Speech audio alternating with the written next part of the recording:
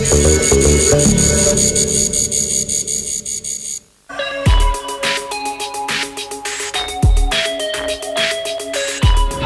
we're Linkin Park. We're here in Salt Lake City, Utah, halfway through our Countdown to Revolution tour. Welcome to the show. We're going on stage now.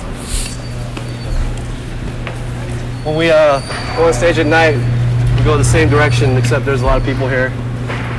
They're all screaming for Mike, because Mike's the heartthrob. They're like, Mike! Right, Chisel?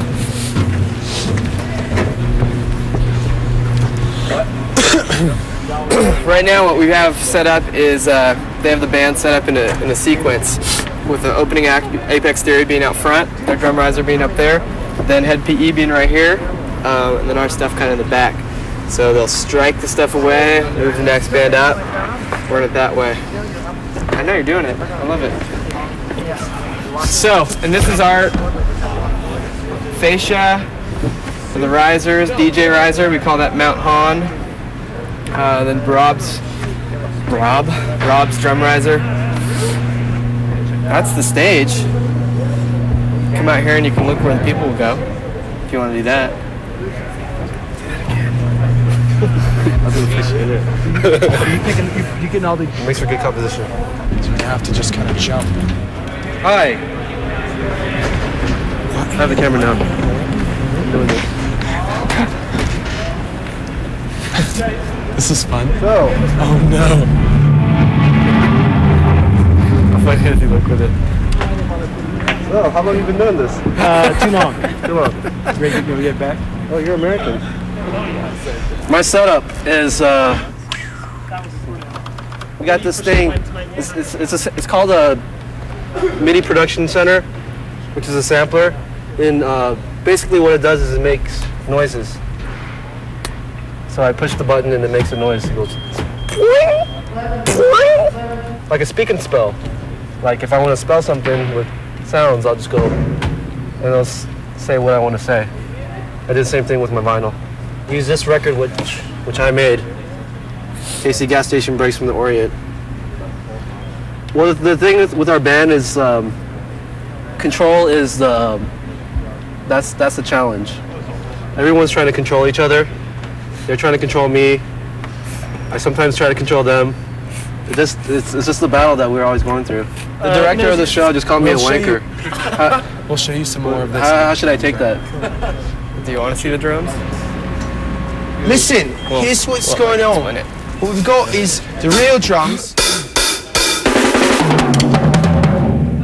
Got them, and we've got the fake drums. They don't make any noise. And he's saying, why you have this stupid thing? Because they make noises on the sampler over here. I'm speaking in your language. I'm just trying to relate. It's okay, right? Not bad. Hey Mike, they said you sound South African. I'm South African? I got the best seats in the house right here.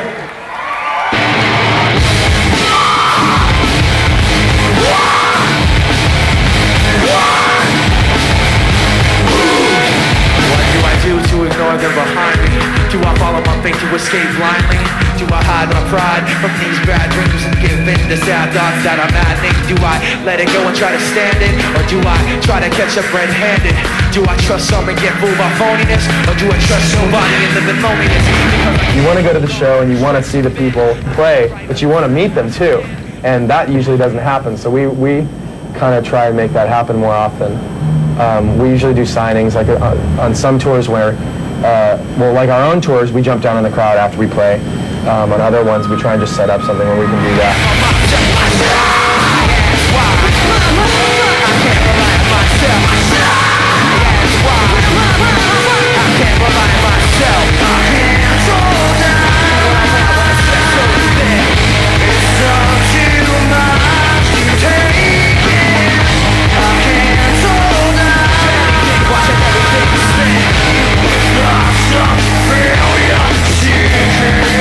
I think the only time we've really officially gone out to celebrate was when we got a record deal. And even then, we didn't do much. Remember we went? We were like, woo, let's go to dinner and then go write the record. Wait, did you go? You know where we went? To House of Pies. Oh no, that was the other night. We had two. I guess we had two things. We went to Hooters, which was like a big rock and roll moment. Some guys, you know, they have the best food. Do drugs. In the restaurant. Some guys do drugs and go to strip clubs. Their wings are so good. We went to Hooters and went to House of Pies. For the rings. For the wings? For the wings, yeah, definitely. I think someone, not to name names, was like, hey, we just got a record deal to like our waitress, and they were just like, great. What? Do you want a beer or what? Would you guys like more water? Great. Are you order? And that's when we knew that we'd.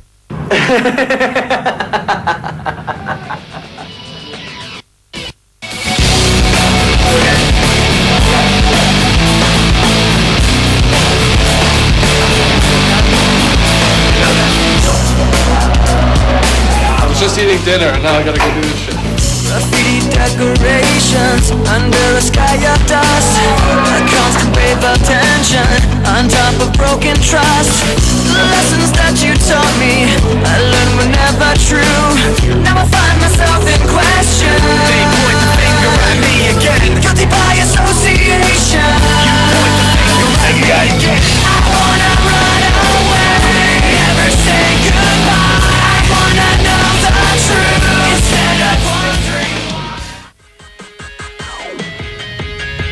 It's like a paranoid looking over my back. It's like a whirlwind inside of my head. It's like I can't stop what I'm hearing within. It's like the face inside is right beneath my skin. When we spoke back in January, you were saying that you wanted to tour Hybrid Theory for at least 12 months, and you wanted to just concentrate solely on that record, and you didn't actually want to think about doing another album. Obviously, you have been thinking about the next record. Well, as far as working on it right now, what we're doing is we're setting up a studio in the back of our bus. We did that on last tour. We're going to do that. This is becoming really common, right? I mean, I've spoken to a few bands recently who want to record on the road, but they say it's not easy. Yeah, but their studios are nothing compared to ours. Right. Ours is much bigger and much more elaborate.